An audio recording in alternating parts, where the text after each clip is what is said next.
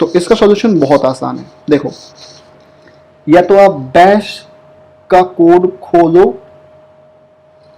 और चेंज कर दो, सिंपल सी बात ये, जो कि इस स्टेज पे मतलब हम ये कर देंगे। इसमें मैं आपको 100% अपने पानी से लिख के सिग्नेचर करके दे सकता हूँ कि ये तो हम करेंगे, कोड खोल के चेंज कर देंगे, बट वो टाइम अभी नहीं है, राइट। सो अगर हम बैश चेंज नहीं कर सकते तो हम ऑपरेटिंग सिस्टम के आर्किटेक्चर को समझते हैं, राइट। आर्किटेक्चर क्या था? There was a kernel, here is a user and here was a shell. ठीक है, जब भी आप कुछ टाइप करते हो तो ये डायरेक्टली जाती है इसके पास, वेर तुम बढ़े चलो, धीर तुम बढ़े चलो, और यहाँ आए और यहाँ पहुँच गए। तो मैं इसको तो चेंज कर नहीं सकता था, तो what I can do, I can create my own shell, और इस शेल को मैं इसके पहले रख देता हूं कि पहले तो तुम्हें यहां आना है और फिर यहां से यहां जाना है, बिकॉज ये शेल आपने बनाई है। तो आप यहां पे डेट इग्नोर कराओ, क्या इग्नोर कराओ, आपकी मर्जी। तो हम खुद नहीं बना सकते, तो हम एक शेल खुद की बना के लगा दें, यानी कि अब हमने डबल लेयर बना दी। This is kernel, this is original shell, this is virtual shell. होता नहीं कि ये इसके पास जा रहा था, बीच में शकुनी मामा मिल गया और कुछ दिमाग में गड़बड़ कर दी, लाइकवाइज। ठीक है, एग्री? आई मीन समझ में आ रहा है? If everything is all set, understanding, तो मैं आपको ये शेल बनाने का तरीका बता दूंगा जो भी है, right. So I need response again in the chat window कि बिल्कुल आपको ये समझ में आ रहा है, राइट। So definitely wonderful. तो the only thing I want from you guys कि आप पहले जब भी क्वेश्चन मिले तो कोई जल्दी नहीं है, राइट। आपको हर एक आंसर को सबमिट करने का पूरा 7 days का टाइम है, याद रखना। 7 days is much more than enough, you know, मतलब इनफ से बहुत ज़्यादा है 7 दिन। आप पहले क्वेश्चन को समझें, ट्राई, जाते ही नहीं ट्राई करना, ठीक है। अब देखो, जिन लोगों ने नहीं समझा, अब सोचो मैंने क्या क्वेश्चन दिया था और आपने क्या आंसर निकाला है, इसलिए, right. So now the point is, system call blocking पे आते हैं, राइट। मैंने कहा सिस्टम कॉल हमें ब्लॉक करनी है तो पहले हमें सिस्टम कॉल समझना पड़ेगा। तो एक बार के लिए या तो आप ये मान लो कि आपको सिस्टम कॉल नहीं आती, तो मैं ये मान सकता हूँ कि हमें सिस्टम कॉल पता ही नहीं, क्योंकि सिस्टम कॉल को जिस दिन मैं बताऊँगा उस दिन आप समझोगे सिस्टम कॉल किस चिड़िया का नाम है एग्जैक्टली में। लेकिन अभी सिस्टम कॉल जिसके थ्रू कर्नल के पास जाएगा वो है शेल, ठीक है। अब क्वेश्चन ये है कि शेल कैसे बनाएं, मतलब हाउ बनाएं कैसे। तो शेल है क्या? शेल एक कोड है जो मे बी सी लैंग्वेज में लिखी है, पाइथन में लिखी है, जावा में लिखी है। तो आप एक कोड बनाओ जो आपके यूजर एंड इस शेल के बीच में डाल दो, और यानी कि डायरेक्टली आपका इंटरेक्शन शेल से हो ही ना, उस यूजर का, वो किससे हो? इस शेल से हो। जब इससे होगा तो इसका कोड तो आपने बनाया ना। अब इसमें डेट कमांड कैसे इग्नोर करनी है, इसके लिए ही आपको शेल स्क्रिप्टिंग का पूरा ये सेशन जितने भी होंगे 8-10 लेने पड़ेंगे। यानी अगर हमें शेल कॉन्फ़िगर करनी है, चेंज करनी है या बनानी है, तो हम लोग शेल स्क्रिप्टिंग करने वाले हैं। तो आपके रिज्यूमे में सी, जावा और पाइथन या जो भी आप जानते हो उसके साथ साथ एक और लैंग्वेज ऐड हो जाने वाली है, वो है शेल प्रोग्रामिंग, ठीक है। और ये बहुत अमेजिंग है, तो आप अपने रिज्यूमे में ऐड कर दो चाहे तो अभी से, क्योंकि हम शेल का सेशन इसी हिसाब से करेंगे, राइट। सिस्टम कॉल पे इससे नहीं जा रहे क्योंकि जाहिर सी बात है अभी नहीं कर सकते, राइट। बट सिस्टम कॉल क्या है वो जानेंगे कभी न कभी तो, ऑलराइट। वंडरफुल। इसका आंसर मैं अभी डायरेक्टली दिखाना नहीं चाह रहा, ऐसा नहीं है कि कोई प्रॉब्लम है, बट आपको टाइम दूंगा, आप बनाओ, ठीक है। नहीं तो बस कुछ नहीं लगता, 1 सेकंड में दिखा दूंगा तो आपकी पूरी क्यूरियोसिटी ही खत्म हो जाएगी, ठीक है। दूसरे वाले का आंसर आई थिंक आपने कर दिया होगा, create a directory without name from command line. वैसे इसके जो मुझे आंसर मिले हैं लोगों ने क्या क्या दिया है दिखा देता हूँ मैं, अपना व्यू बाद में दूंगा। But for example let's say कि ये है हमारा फोल्डर, ठीक है। तो लोगों ने जो भी आंसर दिए हैं I am just telling you the same, right. मैं डेट कमांड वापस से इंस्टॉल कर देता हूँ। तो लोगों ने क्या दिया कि सर एक डायरेक्टरी बनाते हैं और उसे एक स्पेस दे देंगे।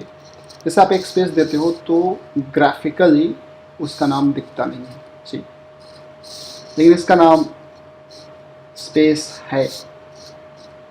किसी और ने छोटे मोटे आंसर और ट्राई किए हैं, देखो तो आंसर देखने में सही लग रहा है बट मेरी तरफ से एक्सेप्टेबल नहीं है ये स्पेस वाला, ठीक है। लेकिन किसी को दिखाने के लिए सेटिस्फाई करें, क्योंकि जैसे मैं ls कमांड करूँगा तो देखो मुझे दिख क्या रहा है,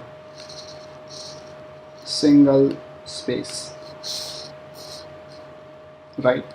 तो स्पेस की अपनी एक अलग थ्योरी है, कॉन्सेप्ट है, हम बात करेंगे, लेकिन जिसको अपने लेवल पे सेटिस्फैक्शन चाहिए वो देख सकता है, राइट।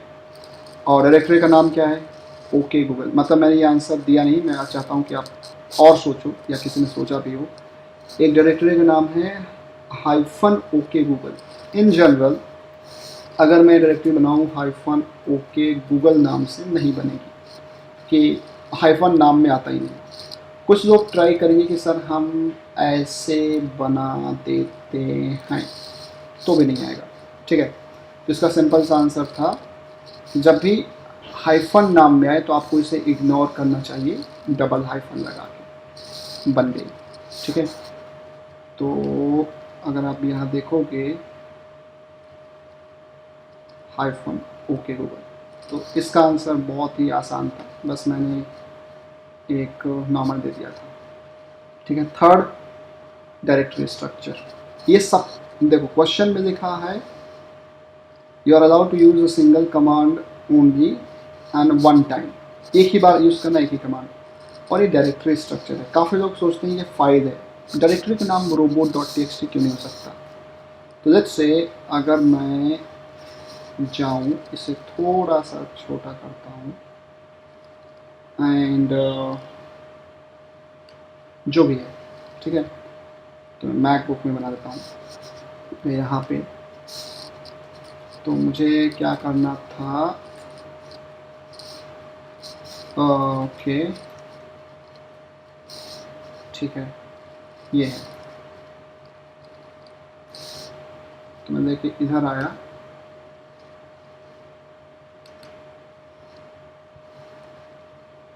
राइट, और इजली ये यहाँ पे आ गया, ठीक है। एक डायरेक्टरी बनानी है ए, तो मैंने ए बना दिया, फिर ए के अंदर B C and D, B बना दिया, सी बना दिया, डी बना दिया, ए के अंदर बनना है। तो आप, और वैसे पहले पूछ लेता हूँ इस क्वेश्चन का आंसर देने की नीड है क्या दोनों टर्म में, तो आप चैट विंडो में फटाफट यस नो कुछ भी बता सकते हैं।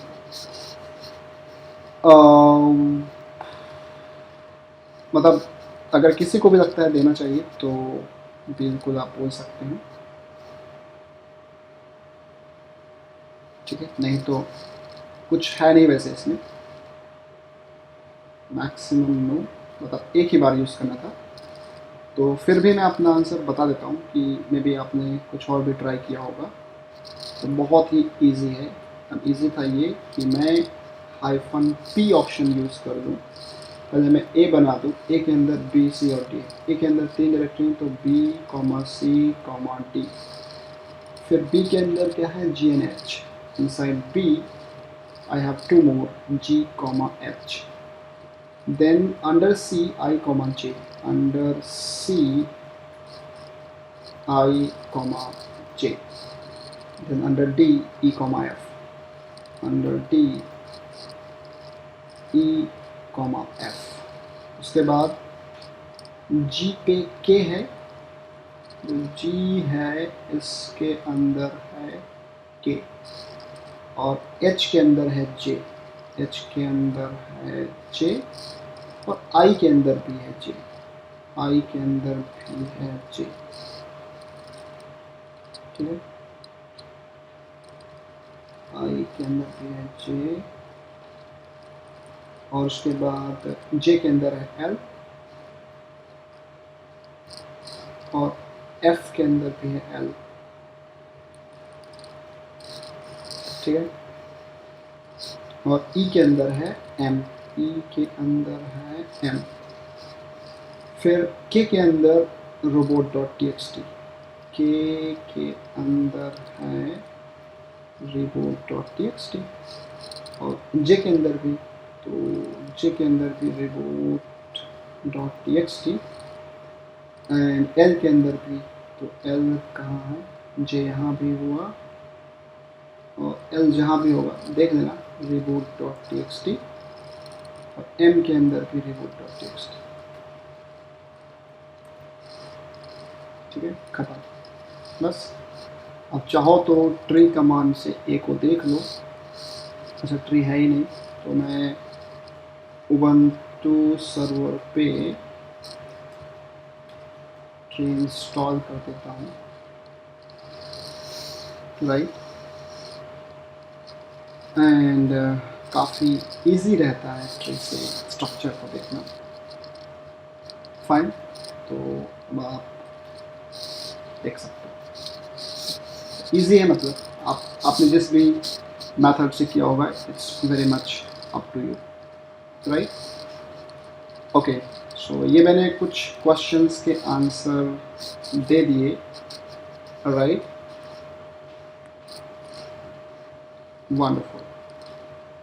बाकी थोड़े बहुत आप ट्राई करना. फॉर एग्जांपल ये भी बहुत इजी था, 4th क्वेश्चन, 5th, इनके आंसर मैं धीरे धीरे 1 बाय 1 दे दूँगा. अब आप कुछ ट्राई करें, मतलब आंसर आपको सबके मिलेंगे, जैसे कि फाइल फोल्डर्स वाले. ऑलराइट, तो शुरू करते हैं आज का session. Okay, so if everything is okay, all fine, I can start the session.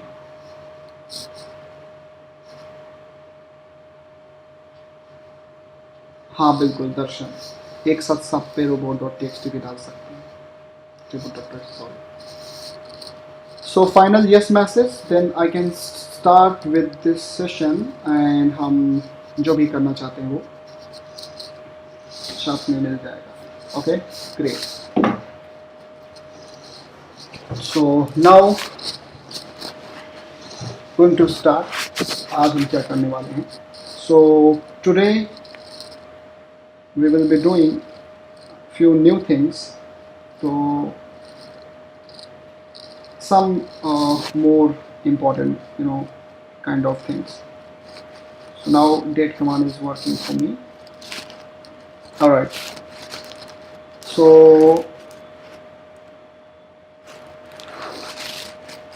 what if you want to record the session. मैंने आपको एक कमांड बताई थी कि आप पढ़ लेना, जिसका नाम था script replay. Right, this one. इसका यूज़ क्या होता है, कभी कभी क्या होता है, let's say I am working in this Linux, so I came and I run date cal pwd whatever, जो भी मैंने किया. I want to make a recording of it. So what I can do, I can use script command -t for time to and redirect, let's say July 3.txt. ठीक है, इसका क्या मतलब है, ये आके आने वाले सेशन में पता पड़ जाएगा. And enter. Now what is going to happen if I am going to run date command. फिर मैंने कुछ डिस्कस किया, then I hit enter in cal, थोड़ी सी टाइपिंग मिस्टेक की, make it correct again. and then I use who command, then I use who am I command, then I use pwd and lecture खत्म, right?